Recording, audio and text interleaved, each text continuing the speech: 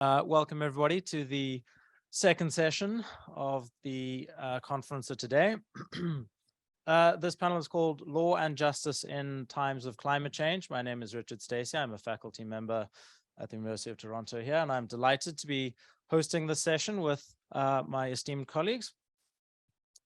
If the focus of the first session today dealt with questions of governance, for example, questions of lawmaking and policy formulation from government actors or those in positions of leadership, relationships between institutions and individuals, and domestic and legal systems, domestic and international legal systems.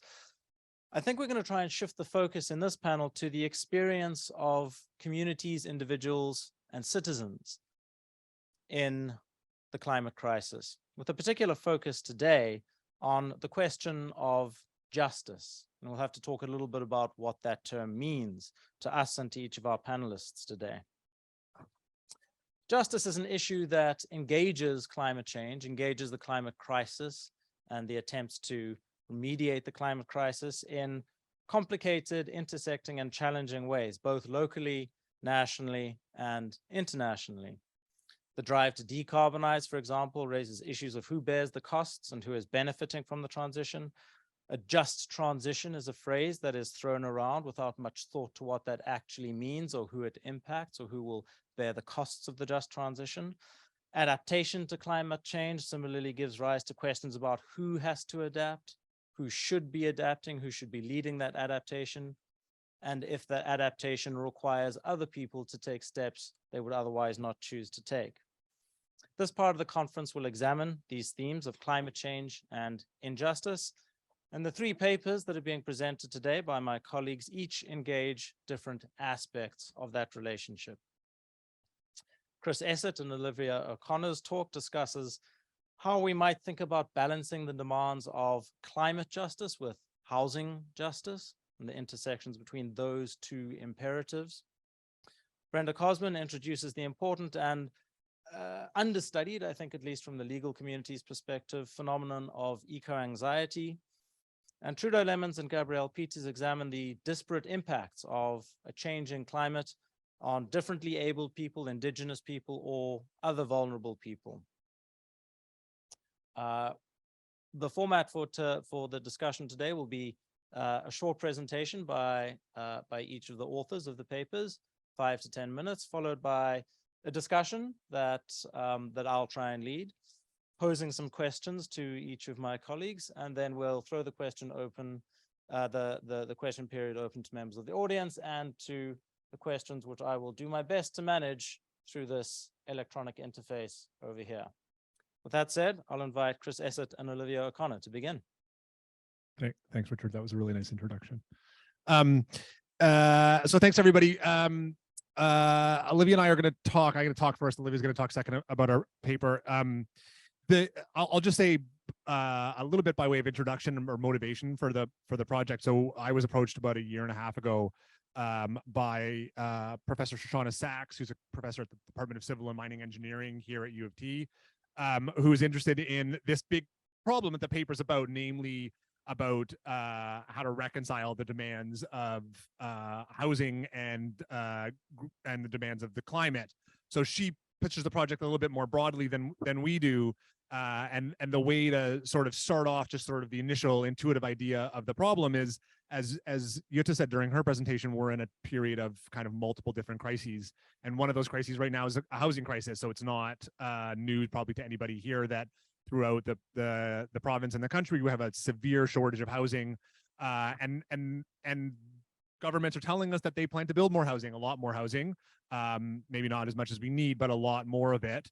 And in fact, beyond just the housing in the context of Ontario, turns out that we're going to build, we, the world, are planning to build more stuff between like now and 2050 than we've ever built in the entire history of the world up till now.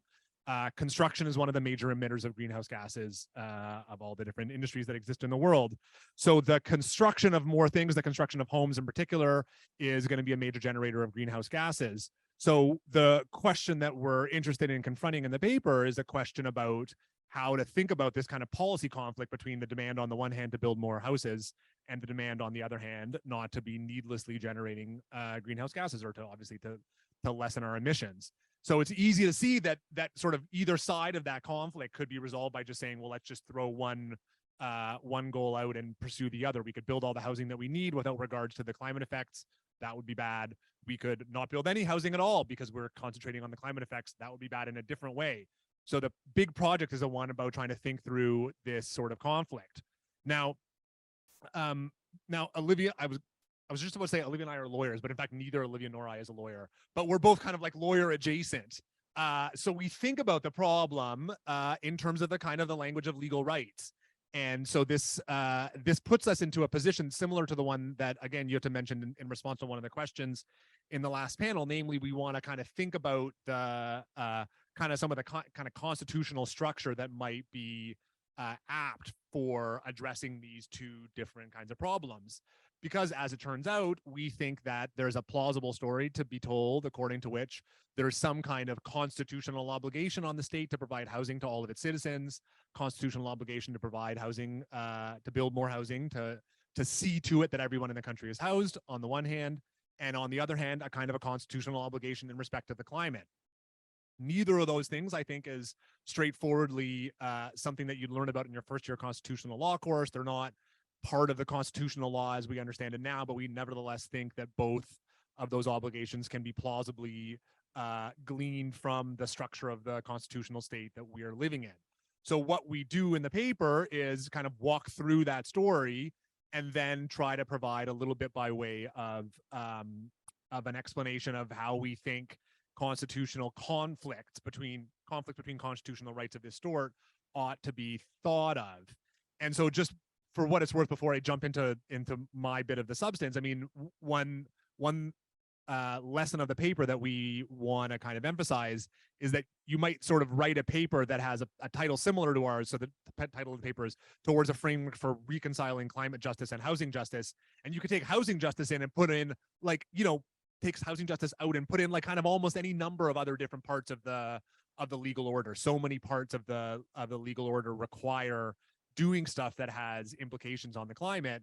And so the kind of big picture that we end with at the conclusion of the paper that Olivia is going to talk about is one that might be adjusted, kind of making relevant changes for other parts of the world outside of housing to help us think about the ways in which we ought to be pursuing different kinds of important public policy objectives, especially ones that have kind of constitutional rights implications in the context of the effect of those policies on the climate. So I'll just speak a little bit about housing justice, and then I'm gonna Olivia is going to talk about climate justice and the concept of reconciliation. I mean, when it comes to housing justice, there's a lot to say, obviously, but the one starting point, which is not our starting point in the paper, is that it's a relatively common view across kind of international law that there's such a thing as a right to housing. That's a thing that people want to kind of throw around relatively cheaply. What we try to do in the paper is develop an argument for such a right. The argument really briefly runs as follows. We think something like that the point of the institution of private ownership, the point of the institution of property, is to allow for members of the society to relate to each other rightfully. If we didn't have property, we wouldn't be able to relate to each other rightfully. But when we create the institution of property, which we've done, we create the potential for a certain kind of subordination that's quite similar to the form of subordination that would exist in the absence of an institution of property, but that's generated by the institution itself. In other words, the phenomenon of homelessness, as we understand it, is one that can't arise without an institution of property.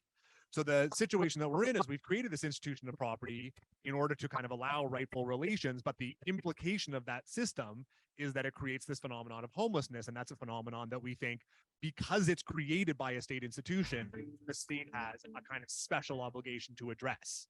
So the basic thought is that a condition on the legitimacy of the institution of private ownership, something that everybody's a fan of, is the obligation on the state to. Before we begin, I wish to acknowledge its land on which the University of Toronto operates. Ensuring that for thousands of years, it has been the. Now that's relevant here because that picture is obviously quite abstract and quite kind of normatively principle laden. And it doesn't say very much about what it would mean for the state to provide housing to its subjects. So we say that there's effectively sort of three elements of what it would mean to have adequate housing for any particular person. One of them is legal. The thought is Thank you again for joining you today. need to either be the owner of a space or have a kind of legal lease in the space. We won't say anything about that. One of them is this kind of complicated story about what the state's obligation is and what it means for the state to progress towards the fulfillment of this obligation. We won't say anything about that one either. But the third one is the idea that in order to be housed, in order to have a home under the guise of this picture of the state's obligation, you need to have an adequate home. Again, that's something that, going back to the very first part of this story, is embedded in the international documents on this. The UN says you have a right to an adequate home, but the question is what adequate means. And the interesting feature of the idea of adequacy is that it's at the same time kind of socially constructed, right? So what counts as an adequate home is not something we think that you can kind of fully understand outside of the particular context of a particular society. What counts as an adequate home in Ontario is different than what counts in Mexico, is different than what counts in Singapore. What counts as an adequate home in 2023 is different than what counted as an adequate home in 1823, and might be different than what counts as an adequate home in 2223.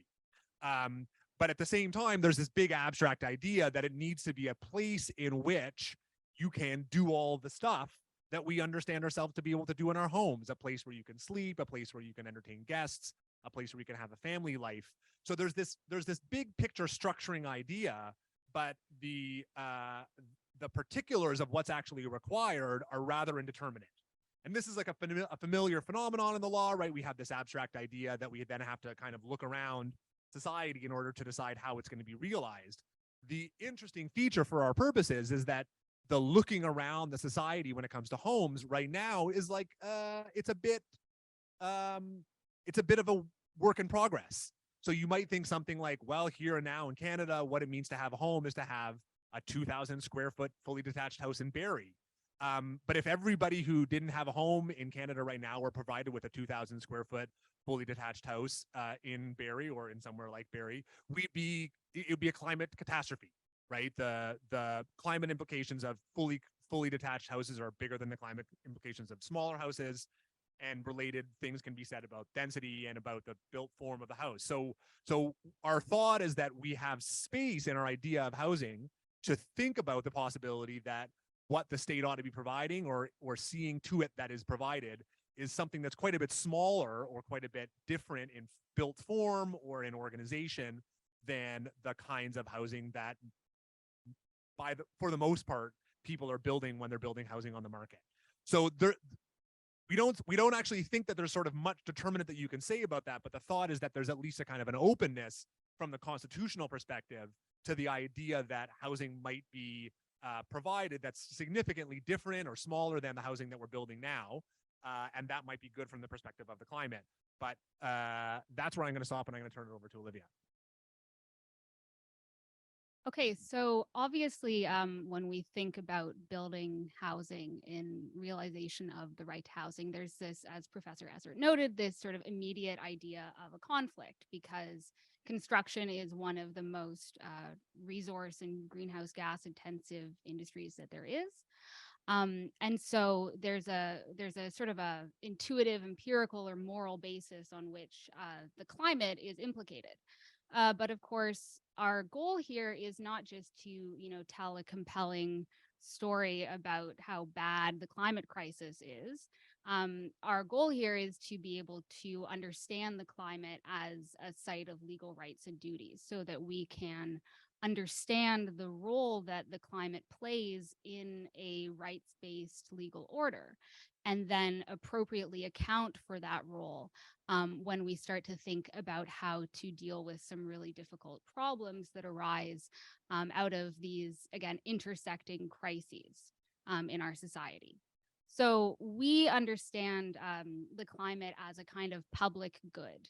And a lot of people might be familiar with the idea of a public good from economics, but we use the term in a somewhat different sense.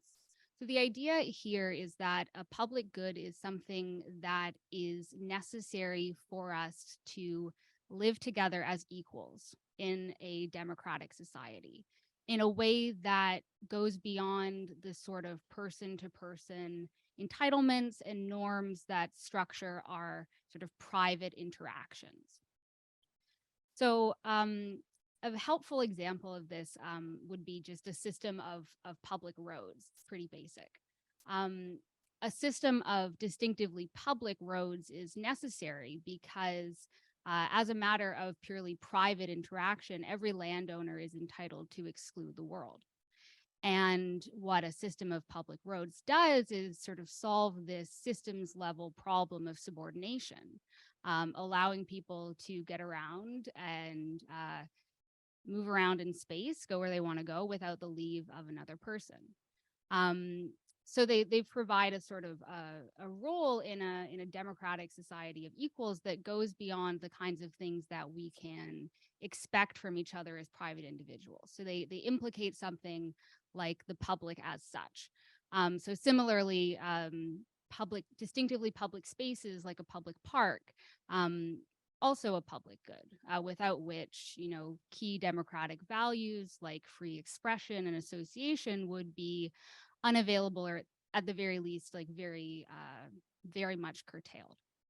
So those two examples sort of see a public good as being partially constitutive of what it is for us to live together in a democratic society of equals. And, one of the basic idea here is that the climate fulfills that exact same function, but sort of at a exponentially greater level. A healthy and stable climate, the idea goes, is a positive precondition on any kind of human life. We humans are inescapably embodied. We need things like clean air, clean water, proper nutrition. We need resources and a certain degree of stability in order to pursue our purposes in life. And the idea is that without a stable and healthy climate, biosphere, etc., we will not be able to live as free and equal persons in the way that a democracy that takes seriously this idea of being free and equal requires. So that's one sense in which the climate is a public good. And then the other sense would be that the climate can be understood as sort of protective of other public goods in society, and as protective of the integrity of a democratic society as such. So as we're kind of seeing with vengeance increasingly, the climate crisis poses a really profound and urgent threat to societal stability. To the stability of the institutions that a democracy relies on in order to function. And so there's a sense in which the climate also draws its status as a public good from the role that it plays in providing a sort of protective environment for public goods and for democracy to be able to sustain itself in perpetuity. So that's sort of the idea of the climate as a public good. And then because these public goods are distinctively public, we can think about the way that we engage with them as sort of shaped by a public entitlement. So constituted by a set of public rights and duties. So just like I don't get to use the park or the road as a private person, I use the park or the road as a member of the public, according to a set of rules that the state sets and is justified in setting, that sort of allows everyone to make equal use of that public good. So the idea here is that the state is entitled and indeed allowed to set those kinds of rules around the climate. And one of the domains in which the state would clearly want to do so would be housing, because of the intensive greenhouse gas effects of construction. So we have this conflict because the state is obligated to both realize the right to housing, which is going to involve construction, and also promote a healthy and stable climate. So the question becomes, how do we resolve this conflict?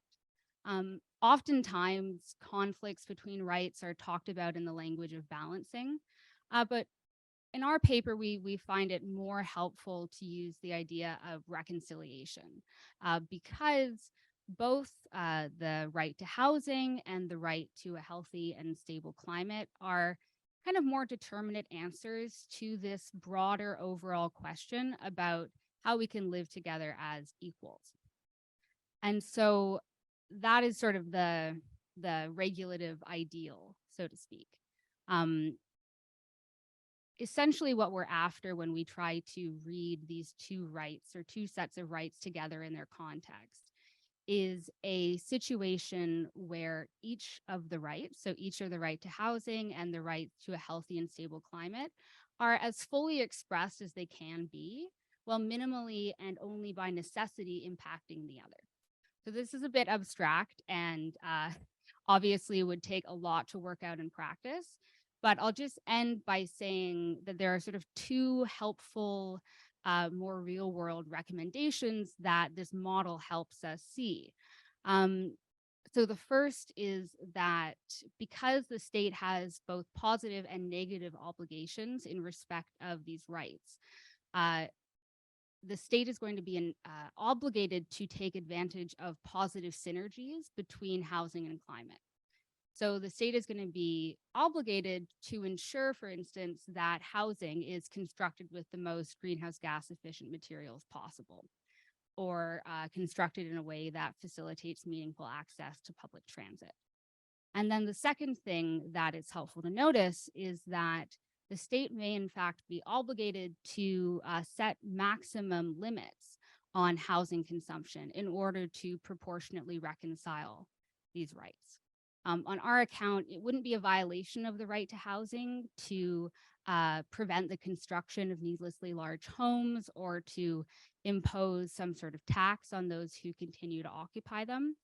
But what it would do is have significant benefits for the climate and also allow the state to set sort of higher minimum space entitlements in pursuit of realizing the right to housing, which would, at least in principle, allow both the climate rights and the housing rights to be more fully expressed. So that's it for me.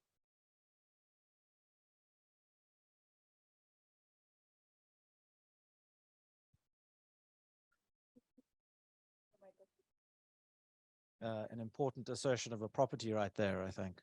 I thought maybe he was coming up to help me give my paper, which would have been terrific. Now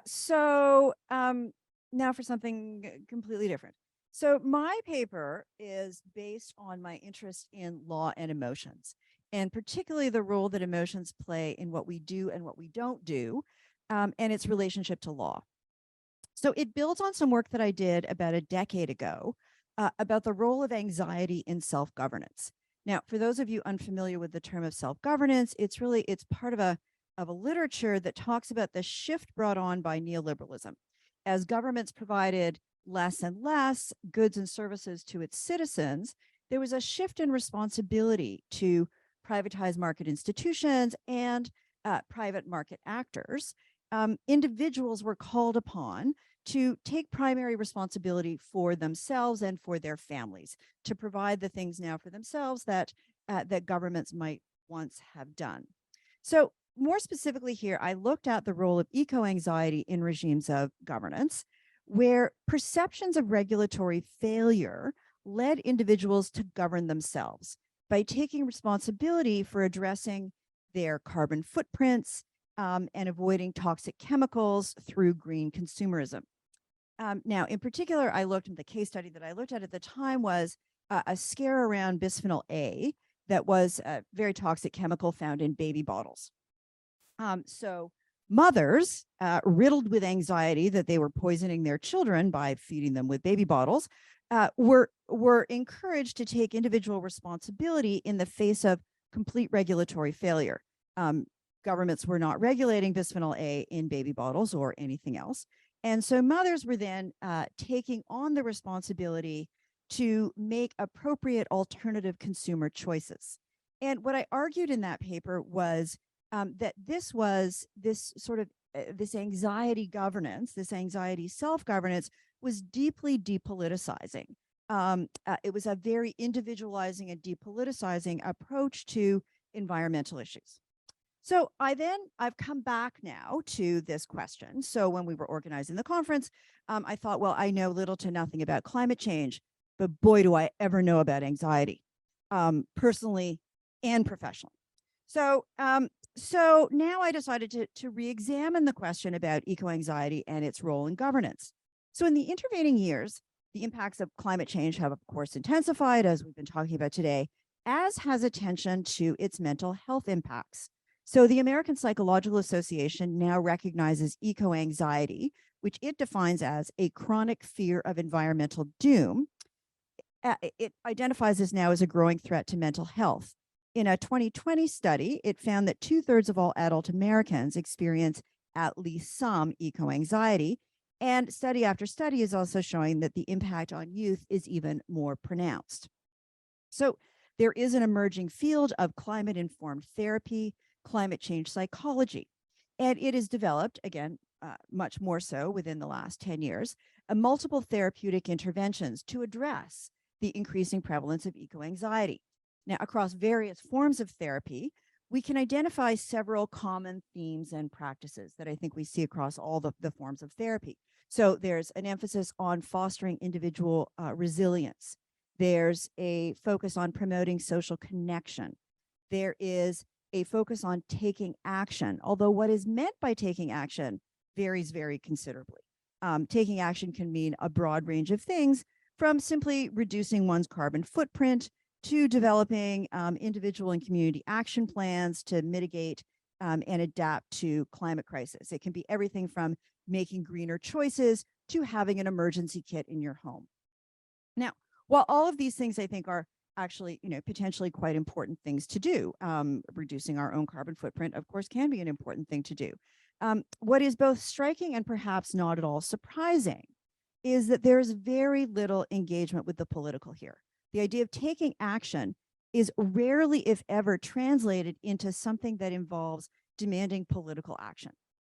There is a little bit more emphasis these days on some community engagement, so building community plans, developing community emergency plans, but really very little that is expressly political. And this strikes me as somewhat paradoxical, given that at the same time, regulatory failure, that is the failure of governments to take meaningful action to prevent and mitigate climate change, is identified as one of the major causes of eco-anxiety, particularly amongst youth. Large sections of youth globally express feelings of betrayal and distrust in their governments.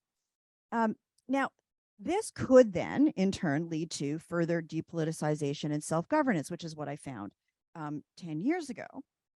But what I think is actually quite interesting, and there certainly is much now in the literature, in the therapeutic approaches, that does encourage a very depoliticizing and individualized approach. And that, I think, is sort of endemic to the therapeutic model. But one of the things that I found really interesting now, and different from what I found a year ago, 10 years ago, is how eco-anxiety and regulatory failure is now actually leading youth, not all youth, but some youth, to more political and legal action. Now, legal actions against climate change are becoming more common. Notably, many high-profile cases are now being brought by, or perhaps more accurately, on behalf of children and youth. And this is something we're going to hear a little bit more about tomorrow in the Litigating Climate Change panel. There are a number of quite high-profile cases, climate change actions that have been brought, as I say, by or on behalf of children and youth. 2018, there was a very big action against the Colombian government demanding action against deforestation of the Colombian Amazon. And the Supreme Court of Colombia ordered that the government actually take action, that they develop a plan. Youth were to be included in that plan, and that plan is now being implemented. How successfully remains to be seen. There's a similar case right now in front of the European Court of Human Rights. There are various cases emerging in the US. A couple have been very unsuccessful. There's a new one in Montana. Closer to home, we now have several young people in Ontario who brought an action against the Ontario government, alleging that it has violated their constitutional rights in abdicating their responsibility to address climate change, Mather versus Ontario. Now, what I also find interesting here is the extent to which the litigants in these cases, the young people, explicitly link their actions with eco-anxiety. Taking action, which is what is generally recommended in the therapeutic literature, is now being taken up as taking action through legal action, and very explicitly as a way of trying to mitigate their eco-anxiety. Now, no less than youth activist leader Greta Thunberg has said, when you take action, you also get a sense of meaning that something is happening. If you want to get rid of anxiety, you can take action against it. So now, rather than as in the therapeutic model, where taking action is something more individualized, here it is being deployed for young people to engage in a range of, this is legal actions. There's also a whole range of other political actions, whether it's Fridays for the Future, whether it is campaigns for divesting from fossil fuels, or perhaps more controversially throwing soup at art. But all of this is now being, the eco-anxiety is being explicitly linked to this idea of taking political action. So in the Mather case, one litigant says, one of the young people says, that being a part of this case has had a really positive impact on my life, because action breeds hope, inaction breeds despair. I have less climate anxiety now than I used to. Now, I don't want to suggest here that somehow legal actions are going to be the most effective way to challenge climate change, or that they will necessarily be successful, nor that all people can bring climate actions. Cheryl Milne will talk tomorrow a little bit about some of the ethicality and the efficacy around some of these kinds of litigation. But what I think is interesting here, what I want to try to underline here, is how potentially productive eco-anxiety is here, because eco-anxiety now, unlike its depoliticizing nature, is actually being deployed quite politically. Eco-anxiety is no longer being captured simply in the kind of neoliberal politics of self-governance, but it's now actually animating explicit political and legal action to demands that governments actually do something. Now, I think a question we might reasonably ask is how to encourage more of it.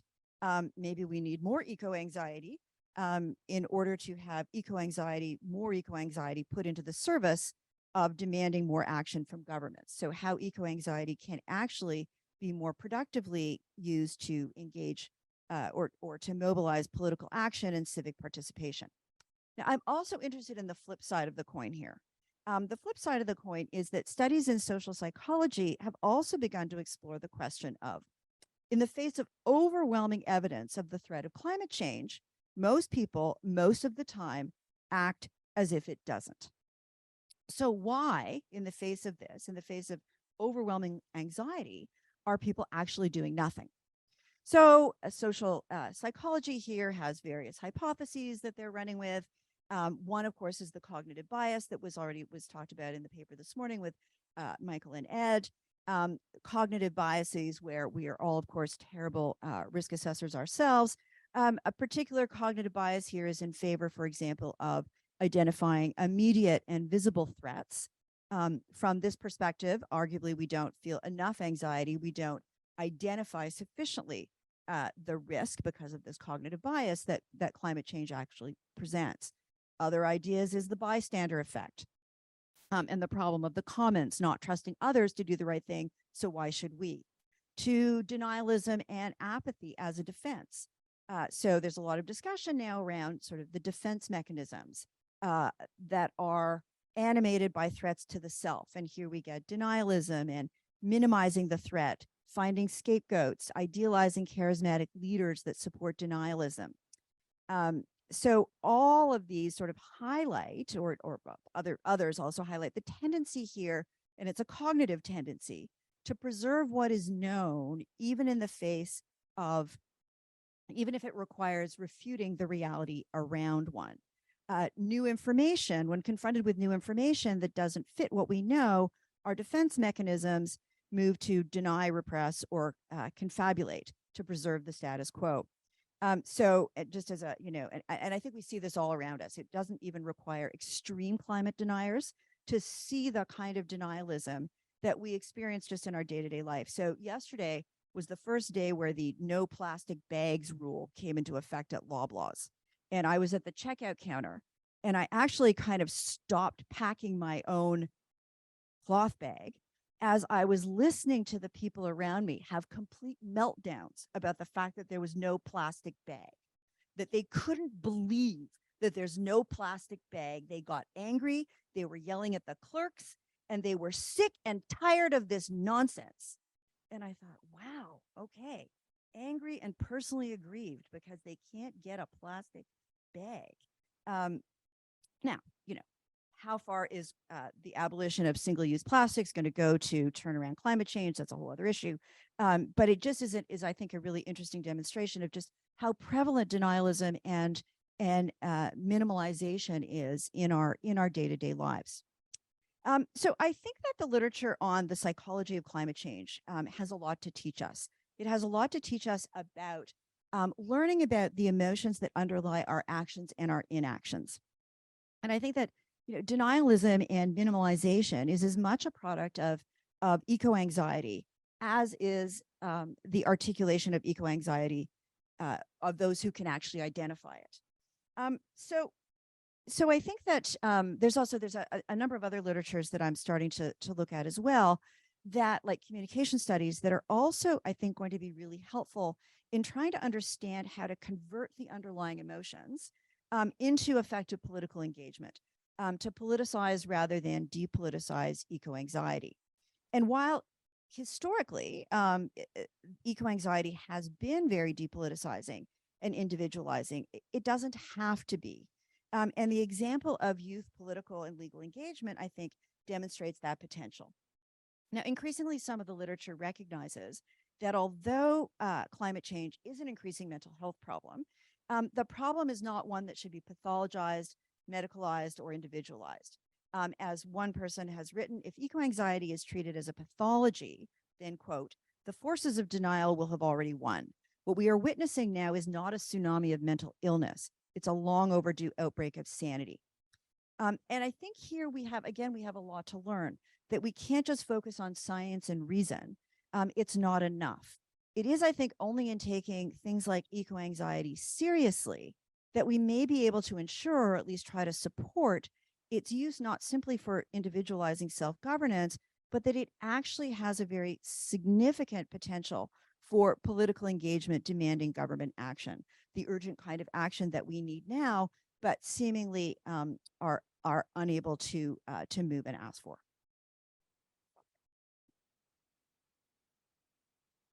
I never thought I would agree as strongly as I do with an argument in favor of more anxiety. Trudeau. Okay, so I knew that we were encouraged not to use slides, but I have some slides to situate the work that we're doing, our paper that we're doing. No, close to the, like this is good, okay.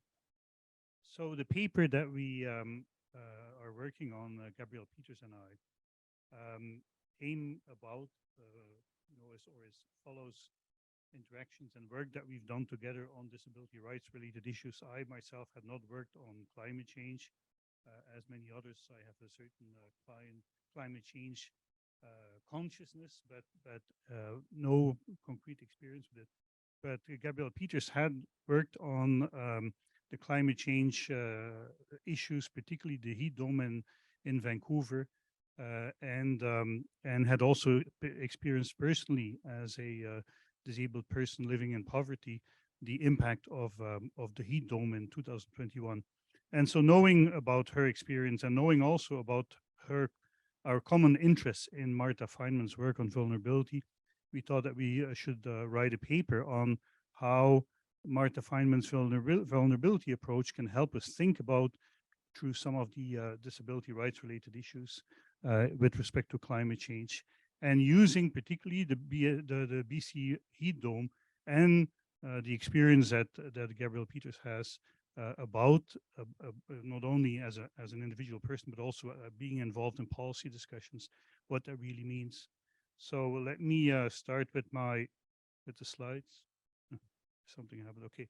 So let me introduce ourselves. So Gabrielle can't speak today, but she's here through the slides that we have and that she particularly put together. And let me introduce ourselves first in who we are, because in a way, who we are represents also what we're trying to do with the paper. So Gabrielle is white, disabled. She's a non-ambulatory wheelchair user with multiple chronic health conditions. She's a writer and policy analyst, poor, living on disability benefits, living in social housing. She was a commissioner on, or she's a commissioner on Vancouver Planning Commission, and she was actually appointed to the BC Coroner's Debt Review Panel. But her name and recommendations that she introduced were removed, and so she feels strongly about or is strongly critical of the coroner's report and what the coroner's report didn't recommend. She's also a disability activist, and she quoted as an introduction to herself, "I don't live in denial about vulnerability, nor believe that it is a descriptor, let alone a synonym for disability." So that's Gabrielle. I'm white, male, disabled, deaf without assisted devices, without cochlear implants, but owner of a house with air conditioning, cool basement. Even if the electricity leaves, I can go to the basement. So if I would be living in Vancouver, I would never have faced the same problems that Gabrielle faced. And so I think this is important to situate ourselves. I'm also financially secure, have good additional health insurance. So I explained this because it actually has a relation to the paper that we're writing about how intersecting components, intersecting aspects of disability, poverty are particularly important to recognize in the context of the heat dome. So I have some slides simply, again, which highlights things that Gabrielle wanted to put on in front of everyone, and which I found striking simply as seeing the numbers. So we're talking about 619 people who died in the 2021 heat dome in a very short period of time in Vancouver. 800 was the cases that were investigated, and which we want to put out there as well, because it's not because only 619 were found to be directly related to heat, that there were not many more people who died. And it's known that research has shown that there is an increase in overdoses, suicides, other deaths in heat waves. So deaths in the period following the extreme heat event may also have been associated with the number of deaths. So I think it's important to look at this. There are also worsening symptoms. It's interesting that the concept of anxiety was mentioned. This is certainly also an impact on the persons who lived the consequences of the heat dome. 91% of the people who died were disabled. So 91% of the people were disabled. 90% were 60 years or older. And it's important to put that out there, because often when we see health crisis, public health crisis, think about the pandemic as well, there's quickly a reaction, oh, it's people who were already vulnerable, as if this explains away the problem. The fact is that of the 90% of people who were 60 years or older, none of them would have died had they had adequate cooling in place and had the heat wave not affected them in this particular way. So it's important to keep that in mind. So 98% of people died in their homes, and it's important to mention that, because it shows again the need for collective action, which was emphasized in the previous presentations. Collective action to improve private living conditions, so housing codes, building designs, insulation. So all of the regulations around housing impact actually on why people died and how they died. 56% of people lived alone. It's interesting to mention that again. Persons with disabilities disproportionately live alone, and keep that in mind when I'll say something more very briefly about how Martha Feynman's vulnerability theory helps us to think about these issues, because it's actually part of social welfare policies that may in part augment the reasons why people with disabilities live alone, why it's harder to live in stable relations, and for financial reasons. So disability is also part of the human condition in a much more significant way than people often realize. We see here a couple of statistics. I would say consult these on your own. Look at the health statistics in Canada, the disability statistics in Canada. Disability is here. So more than 20% of persons in Canada are disabled. Disabled persons are twice as likely to live in poverty, almost twice as likely to live alone, to be more socially isolated, more likely to live in unsuitable living conditions due to poverty, inaccessibility, and other manifestations of ableism. And poor quality housing, homelessness, and overall deprivation are risk factors for increased mortality during extreme heat waves. So think also about social isolation that was augmented in the context of the pandemic. So when you look at that, this is actually the issue that we want to address, looking at what should be the state response and what kind of approach to law is more helpful in that particular context. And so we put it bluntly as, well, the state is not neutral, and contrast the idea of a responsive state versus the restrained state.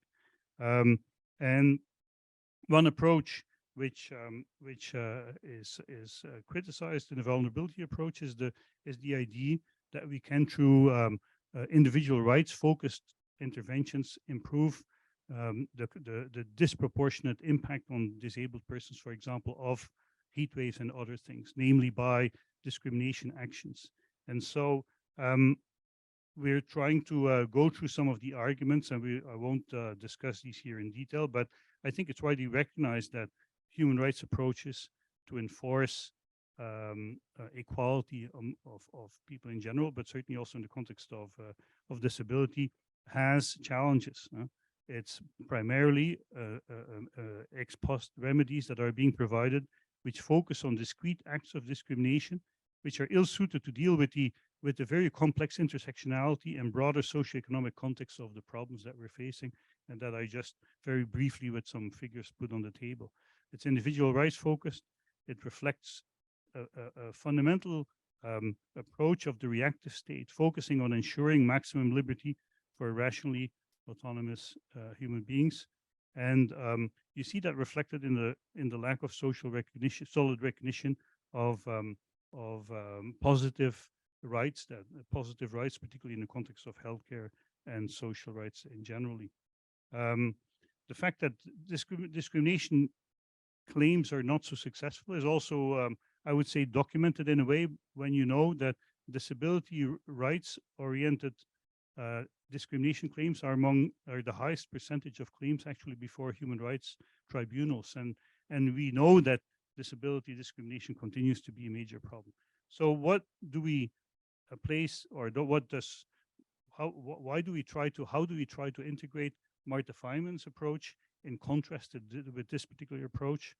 Can't discuss it in very detail, but in the question period we can come up with it, and we will develop it further in our paper. But I want to simply highlight here some key aspects of a vulnerability theory, which is represented here schematically in a slide that we were allowed to use by Martha Feynman of one of her Trinity lectures that she gave recently.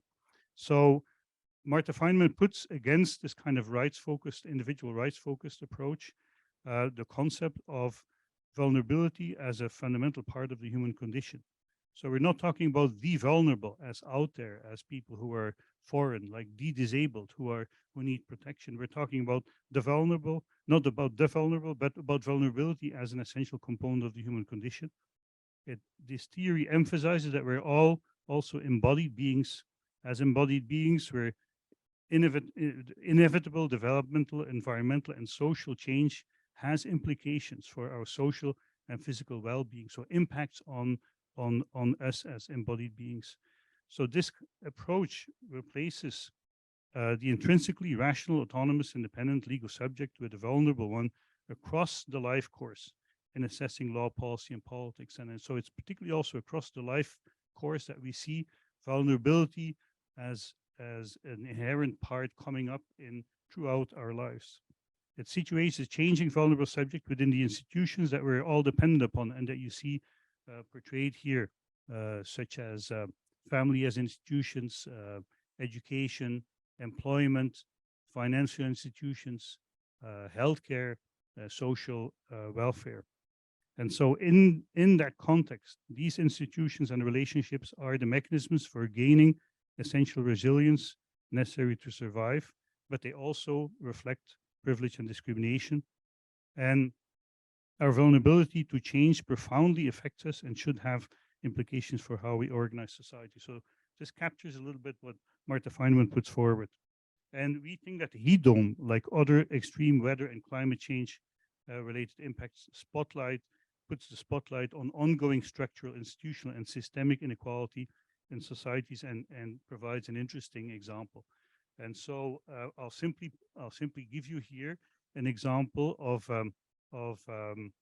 a couple of examples, and won't discuss them in detail. But keep in mind again that I mentioned that the vulnerability theory is constructed around a number of social institutions that promote resilience. We look at the BC heat deaths in our paper, and we try to apply that particularly to these social institutions and to point out how it's a combination of failures in the social institutions that contributes to the fact that people were in their homes, isolated in homes that were not adequately cooled, that were built in a certain way because of failures in our in our welfare policies and housing policies.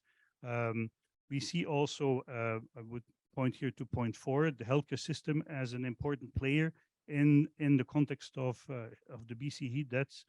And you look at number 4, where we give some text next to it.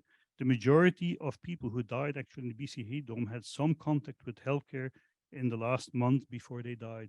So we see that it's not just the absence of cooling in the homes, it's also a failure of the healthcare system of not adequately following up with people. And so I simply put it out there to see the intersecting components as the reasons why we had so many people die, but particularly obviously also the fact that we didn't have air conditioning and cooling systems in place in the houses in which people died. Last component, I think, which is very interesting, which Gabrielle put forward and pointed out to me, is that if you look at the particular way in which heat impacted on people, it highlights again this concept of vulnerability of Martha Feynman, namely the idea that vulnerability evolves throughout our lifetime. So we're vulnerable at different stages of our life, also in the context of a heat wave.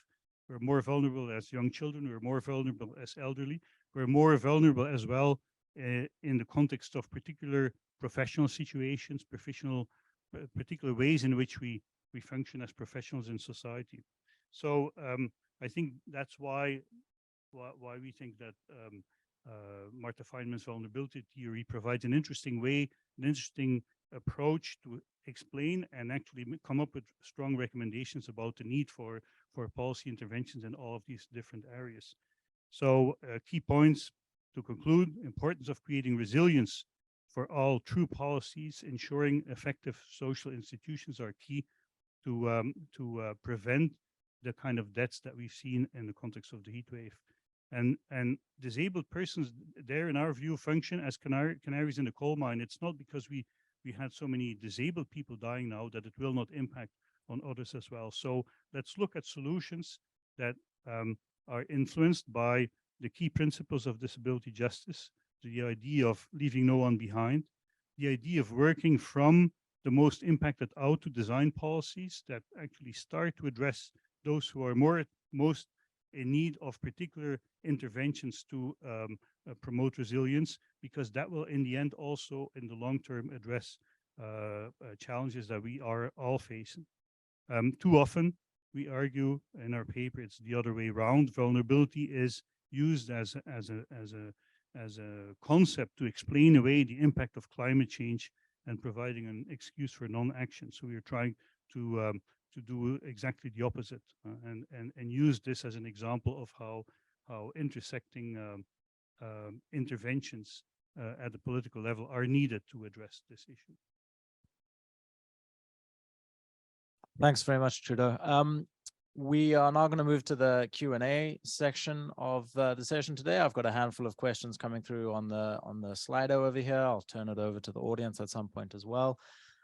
But I'm going to get the conversation going by asking a couple of questions that I'll ask our panelists to address. The first question, I think, comes up from something that you mentioned in your presentation, Trudeau, and it deals with a phrase that we've heard a lot today. I'm sure we'll hear a lot tomorrow. This idea of intersecting crises. Vulnerable people face crises, homeless people face crises, and of course, we're all facing a climate crisis. Now, Trudeau, you did suggest that part of the impacts of the heat dome could have been mitigated if people had had access to adequate cooling. Now, I'm not a climate scientist, but I believe that more air conditioning is probably going to be worse for the environment unless we can figure out some way of doing that in an energy efficient or clean way. But it does, I think, bring into quite sharp focus the conflict or the tensions between these intersecting crises.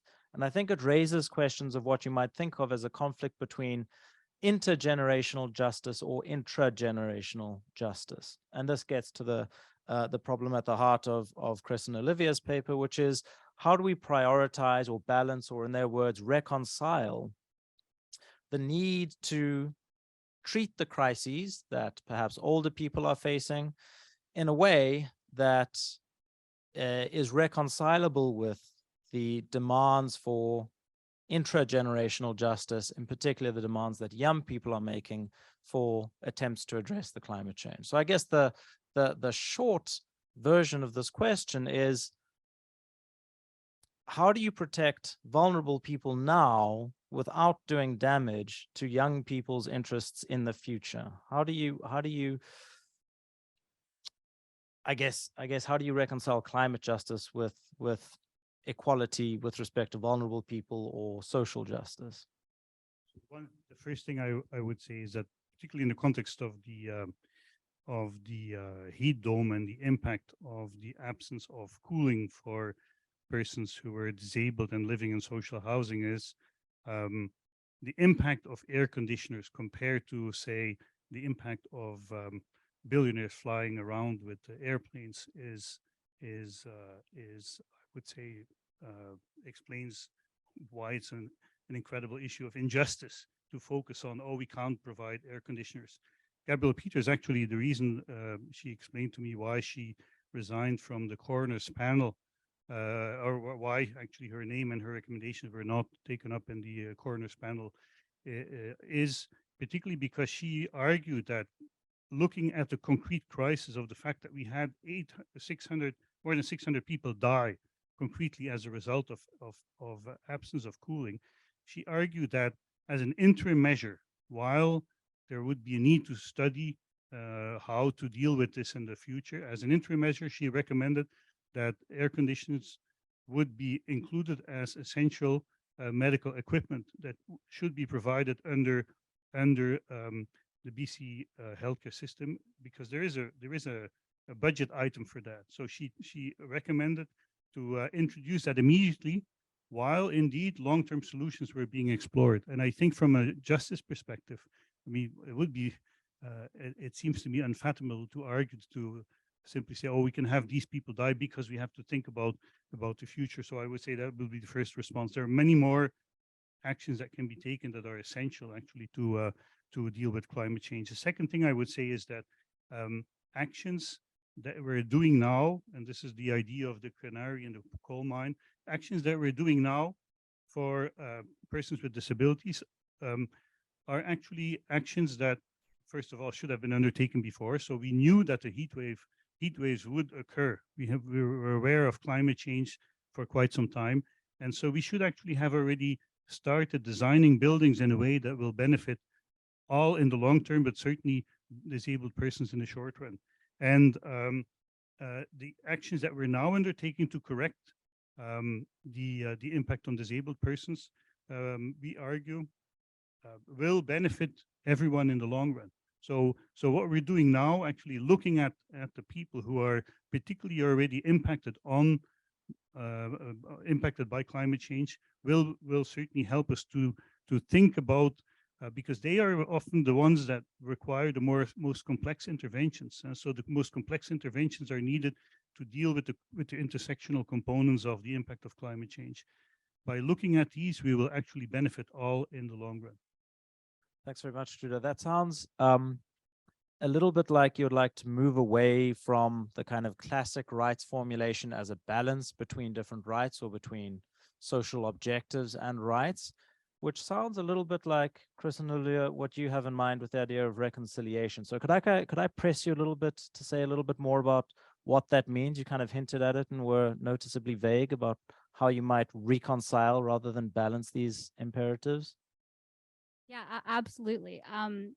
So I think that, you know, as with climate and housing, or climate and housing and disability justice, it's really helpful to understand all of these questions of rights as being, again, more determinative iterations of a broader inquiry into the circumstances that are most appropriate to you know, free and equal people living together as, you know, as vulnerable embodied beings in a democratic society. So there's a lot there that is going to have to be worked out on a case-by-case basis. There's a lot there that involves, you know, facts and policy decisions and areas of knowledge that we don't really you know, have available to us, you know, at least I don't have available to myself. But I think that, you know, it's helpful to stop thinking about these areas of justice as being mutually exclusive or as in any way sort of involved in a zero-sum game. The counterpoint, I guess, or the other side of seeing these areas of justice as being more determinate sort of answers to a question about rightful coexistence is also that it helps us see that, you know, a lot of these intersecting crises in our society result from a failure on the part of the law and failure of politics to take seriously the idea that, you know, people are free and equal, and that means something in a democracy.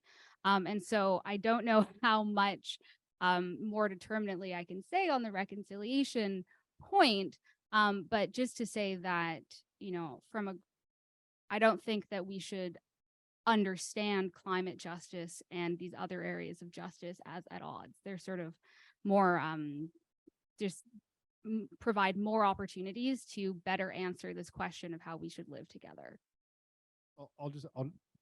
Is this on? Yeah, I'll just add a little tiny bit to what Olivia said, which is to connect it to what Trudeau said, right? So I think Trudeau's response about air conditioning and billionaires is really helpful, because I think the language, the normal language of balancing that you referenced is one that that presents a kind of cast of mind where we're supposed to ask this abstract question, like, is housing more important than the climate? And the Reconciliation Project is one that's supposed to be like, that question's kind of ill-formed, and what we ought to be doing is asking a much more detailed, intricate question that says, in the specific context that we're asking about right now, is there a way in which we can render these rights maximally consistent, right? So to say something like, well, the idea that that people are going to die seems like something that we got to take into account, as opposed to the interests of some subclass of people who just want to be able to get from one place to another very quickly. And you know, if we take all that into account, then the interest of the future generations might be kind of adequately responded to in a way that then can be seen as a kind of, as Olivia said, kind of comprehensive reconciliation under one abstract idea. If I could, can I jump in? Hello? Yeah? Okay. Yeah, you just have to talk loud, right? I just wanted to say that, and I think it follows from what Olivia was saying and what Trudeau was saying, which is we need to bring an intersectional analysis to even thinking about the idea of intergenerational justice. I mean, children and youth are anything but a monolith. They themselves are situated across a range of class, race, gender, geographic locations with a range of very, very different kinds of vulnerabilities. So, you know, Black children in the Mississippi Delta face entirely different challenges than Inuit children in Nunavik, or Somali children sitting in the middle of a drought, to those, you know, sitting in impoverished communities, either in Vancouver dealing with the heat dome or here in Toronto. So I think that we need to be really careful about not collapsing the idea of youth and intergenerational justice as if youth is just one thing. Youth itself embodies all of the kind of intersections that we're talking about. So it's not youth versus. Youth themselves are, you know, do embody all these very different kinds of vulnerabilities that we need to take into account.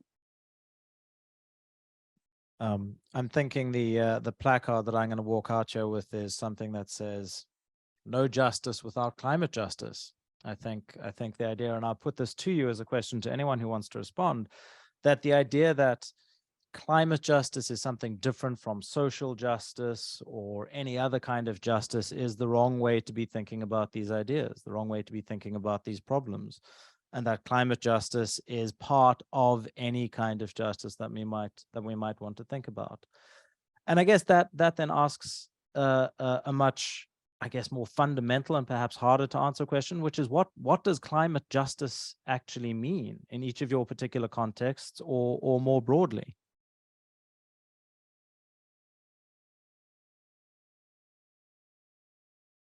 I mean, I think we think there's just justice. But as Olivia said a couple of times, justice is an abstract idea that needs to be thought about in sort of specific ways and specific forms in specific contexts. So we have a kind of a notion of justice in respect to the climate. I'm not sure that's what everybody means. In fact, sorry, I should say, I'm sure that's not what everybody means when they use the expression climate justice. But I think the line of thinking that Olivia was articulating in her initial set of comments about the climate is something that can be kind of understood as a kind of a public good, but the kind of public resource that we can each have a kind of rightful justice-based claim in respect of, allows us to situate our legal responses to the climate in a way that can then be rendered consistent with a broader set of commitments about justice. Can I jump in? Yeah.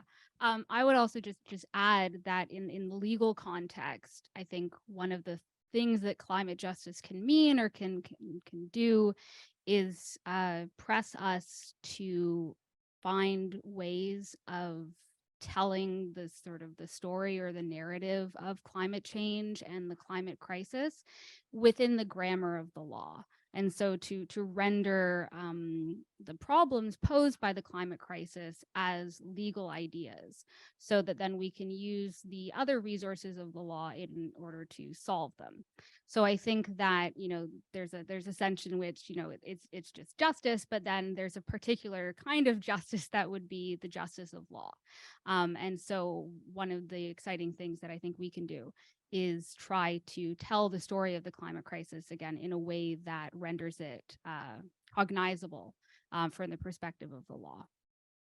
So when I think about I think about what is the work being done by the term climate justice, and I think it's very similar to the work being done by the term social justice, which is less about defining what justice is, but really directing us to the ways in which the current distribution of resources, opportunities are not equally accessible, but actually they break down around existing axes of inequality. So just as social justice breaks down around access to resources and goods and opportunities breaks down around various axes of inequality, so too does climate justice direct our attention to the ways in which the effects of climate change are not going to be experienced equally, but they too are going to be experienced differentially along different axes of inequality. So for me, the very idea of of using the term climate justice is to direct our attention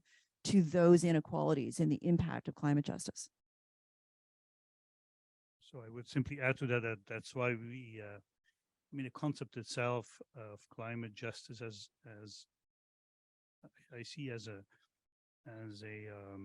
phenomenon where that highlights that emphasizes the existing indeed social injustices, but emphasizes also the complexity towards the future of dealing with injustices that are already there. So I think it forces us to think about the disproportionate impact of external changes to our societies, to us as individuals. So in the context of the heat dome, to how that impacts on us in a very different way as embodied individuals. So to connect it actually with your first question again, to contrast how we think about these issues. So if you think about what happened in Vancouver, if you rely on the private market, and I think climate justice highlights that if you rely on the private market, well, people with luxury houses could use their air conditioning, were not at risk, could stay home. We had people dying in one of the richest countries in the world, and so these are external forces, climate changes, that are in part impacted by our own choices, by our own policies, by our own politics that fail to take into consideration how we were impacting on climate, and at the same time it shows that we haven't taken actions that in an equitable way made sure that people were protected. So I think it augments and it puts in stark a spotlight, actually a spotlight on the existing inequalities. Great, thank you all very much. We have about 15 minutes left. I think I'm going to ask if there are any questions from the audience. I'll take some questions from the audience. I'll take a couple of questions from our virtual participants here. Any? Yes, sir. Do you need? Can you shall or should I? I'll bring. But I guess it can be maybe extended to the other panelists as well. So you talked about how climate anxiety or eco-anxiety can lead to self-governance, where it actually goes towards individuals or private actors adjusting their own behaviors to basically deal with the challenges that that is the source of their anxiety. Are you seeing any trends where people are now negatively reacting to that self-correction or that self-governance? I'm talking, of course, of like people in the US, or perhaps Ron DeSantis is probably the worst example of this, where they're taking legislative action to go against, green activities or ESG activities that private actors are taking. Is this more so a reaction to their anxiety about eco-anxiety? So I think that's a great question, and as I say, so in the social psychology literature, there's a lot of attention now being paid to what is the underlying emotions that give rise to this kind of behavior. Like what are the emotions that are giving rise to this kind of denialism? And it's pretty classic. Like it's pretty classic, unsophisticated Freudian defense mechanisms that, you experience the anxiety and the best way to deal with it is utter denialism. And that's on a kind of individualized basis. Then there's the question of how that's being politically deployed.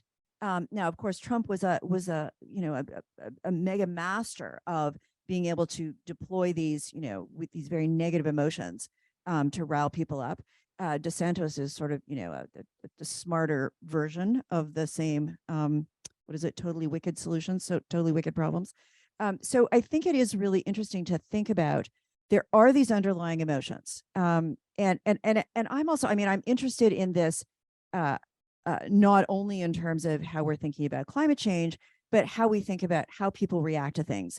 And I start a little bit from the behavioral economics approaches around cognitive biases and how we really are not very good rational actors. Like we're really pretty terrible rational actors. we really have no ability to assess the risk in front of us, other than, maybe like, not stepping in front of a car, although you step out here around campus and people aren't even able really to do that one. So we're terrible risk assessors. I'm really interested in what the cognitive processes, what the emotional processes are that lead us to do or not do what we're doing. And I think that we see this really interesting divide around those who can articulate eco-anxiety. And eco-anxiety is really a term now that is being used.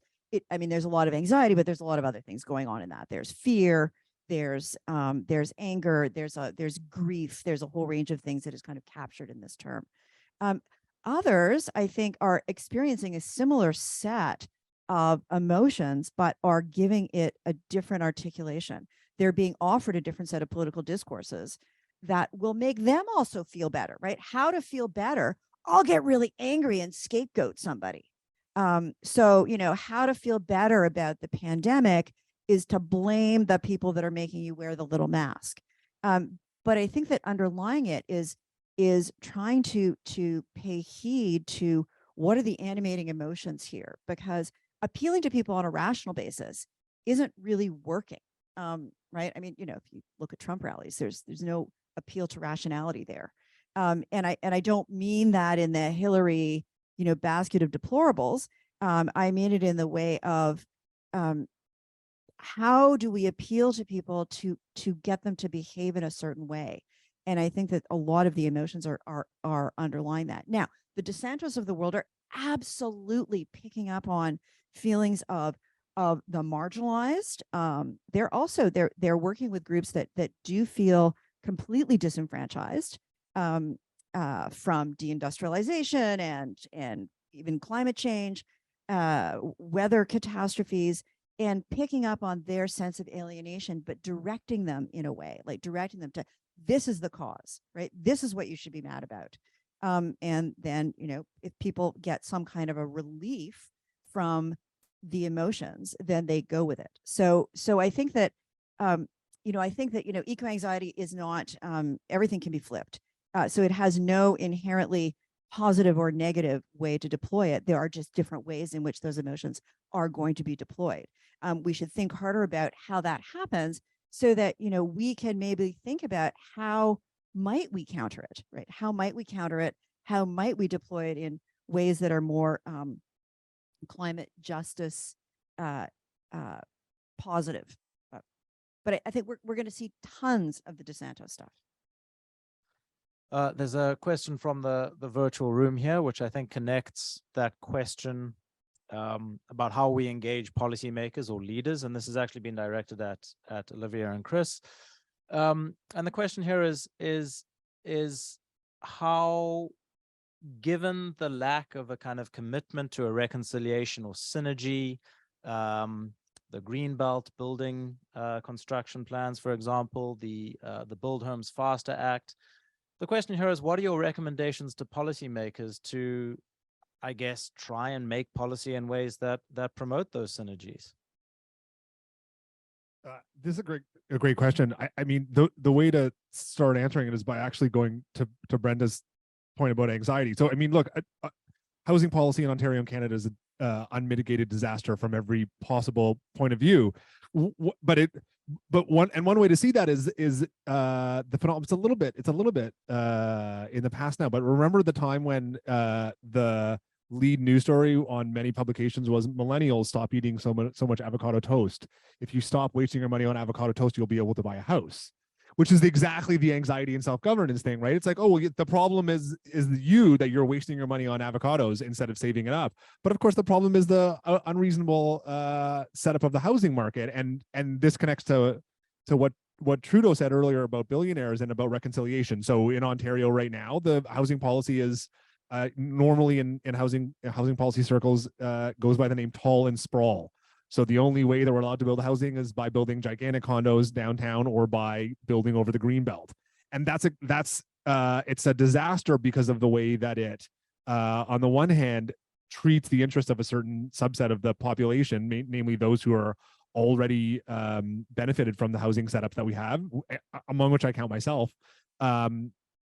as being so important that it prevents the possibility at a regulatory level from being able to build housing in places like downtown Toronto that would be affordable, and so therefore kind of address the housing policy question, and at the same time would be significantly more environmentally friendly, right? So the so-called missing middle of housing is the form of housing that, as we understand it from Professor Sachs in the engineering department, is likely to be the kind of most environmentally efficient in the sense of fewest greenhouse gas emissions per square meter of housing, and at the same time would make housing more affordable. So how do we make that happen? I mean, I think that the positive picture about anxiety that Brenda gave us might be a kind of a path toward that. I mean, there's this worry in housing policy circles in Canada these days that the only people that are talking about the housing anxiety that is quite reasonably being felt by people approximately 5 years younger than me and younger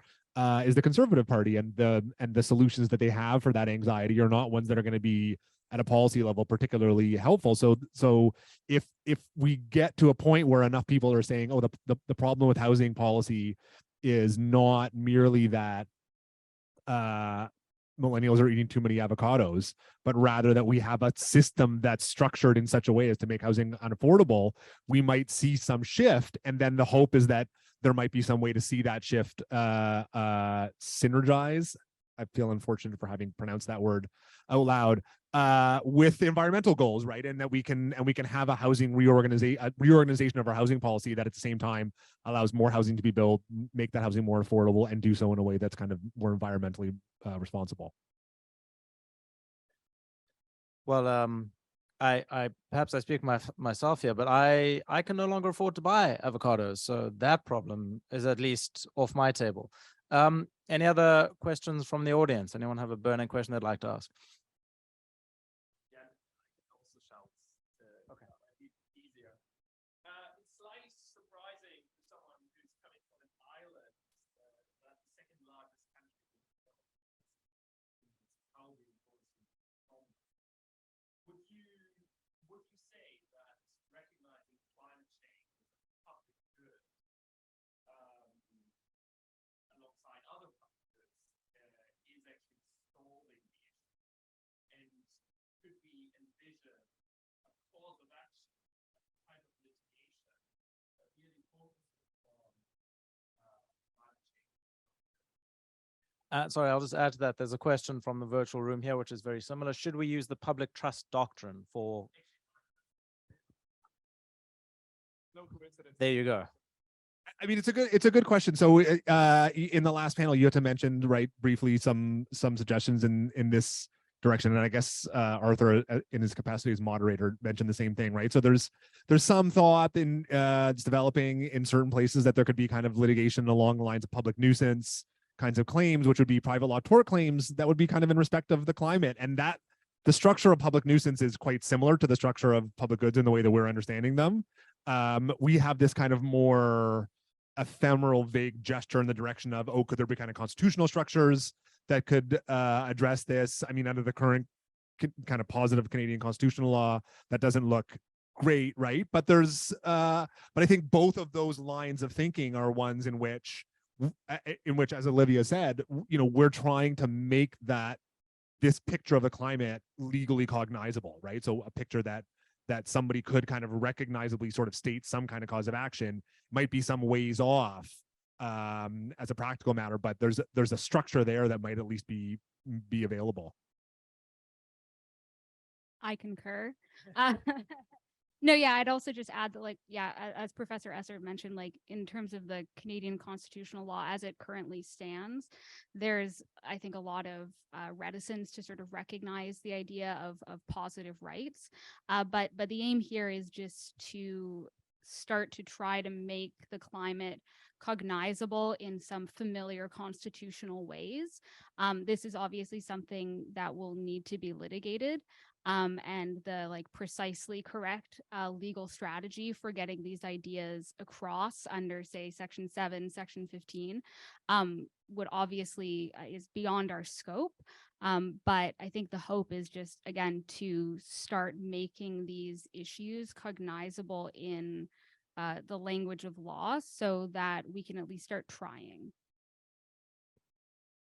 Here's another quite focused sort of constitutional law question, which I think Brenda might be more for you. And it actually connects to a question that Marcus, you asked a second ago. Do you think that courts would be receptive to the claims under Section 7 of the Charter that eco-anxiety is engages the security of the person? And then the second branch of this question is, should we warn litigants that their eco-anxiety is likely to spike when the court rejects their claims? Yes. So this is something that I think I'm not that Cheryl talks about in her paper, and we'll hear a little bit about it tomorrow, Cheryl Milne.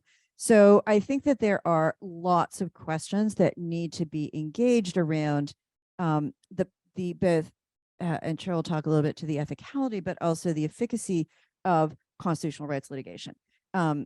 We would be foolish to go into this to just think, oh, we'll just bring a Section 7 claim and then we'll win, and then, we'll win.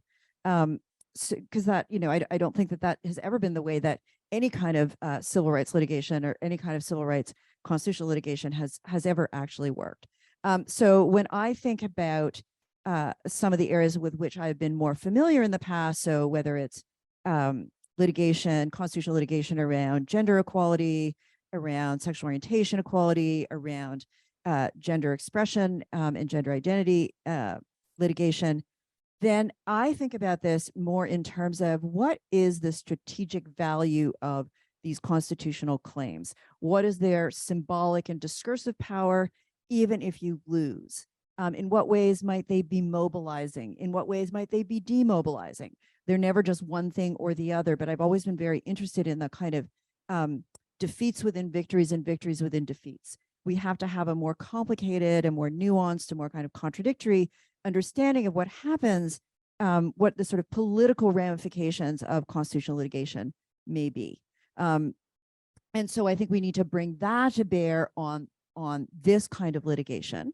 And then, of course, there's the additional risk here around these are, if it's youth doing this, then there are, I think, heightened responsibilities for the litigators, the lawyers, and the NGOs who are pushing this kind of litigation forward.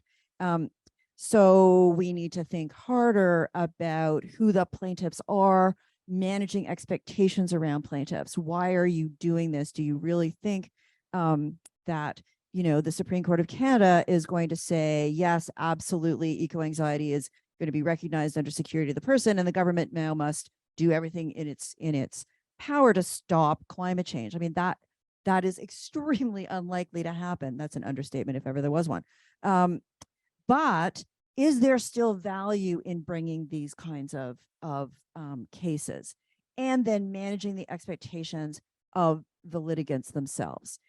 So I do think that these are really important questions.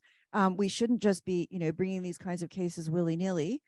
I can't believe I just said willy-nilly, but I don't think that we can actually just do those. And in fact, yes, I think that that losing some of these cases could make the emotional challenges, the mental health impacts of climate change, it could for sure make them worse. So I do think that we really need to think hard about managing the expectations of the folks who bring them, in terms of thinking about what is it that this litigation might reasonably achieve.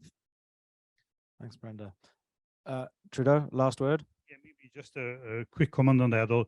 Although I think waiting for the courts to solve eco-anxiety and the impact of climate change on individuals is obviously a silly thing, because there are immediate actions needed now. I would want to give as an example of anxiety that has concrete, I would say, Section 7 implications.